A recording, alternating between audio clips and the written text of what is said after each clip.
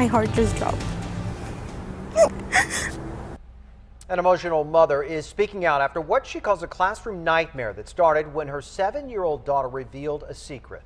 Team 10 investigator Michael Chen shows us what happened when the woman went to the Kensington school for answers and the unusual tactic taken against 3 first-grade boys.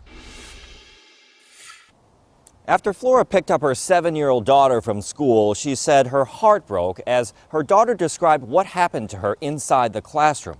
She then took an unusual step, went to court to protect her. Flora says her emotions have been difficult to control since late October. My heart just dropped. Since her 7-year-old daughter talked about 3 boys in her first-grade class who wouldn't leave her alone when the teacher was grading papers in the back. We've agreed not to reveal Flora or her daughter's identity. They were touching me in my private area, and she pointed. She pointed down in her private part and in her rear. And one of the boys, when I would get off my chair, he would lick my chair. Flora says she went to the teacher who agreed to move the boys, but only one was moved.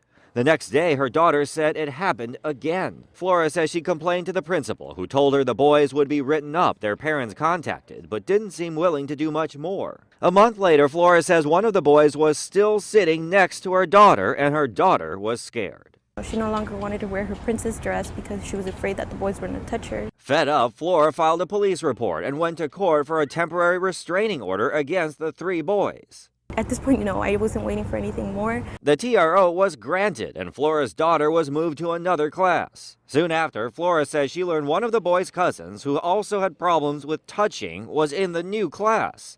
Flora quickly took her daughter out of the school. Flora's story comes almost 3 months after Team 10 told you about this mother and another filing lawsuits, alleging their children were bullied and molested at Hamilton Elementary in central San Diego. Flora is also contemplating a lawsuit. I don't want this to happen to another minor in the San Diego School District. I don't want another child to be ignored. Michael Chen, 10 News. Now, a judge declined to make the restraining order permanent. We did reach out to San Diego Unified. A district spokesperson declined comment, citing a federal law that prevents disclosing details about student discipline.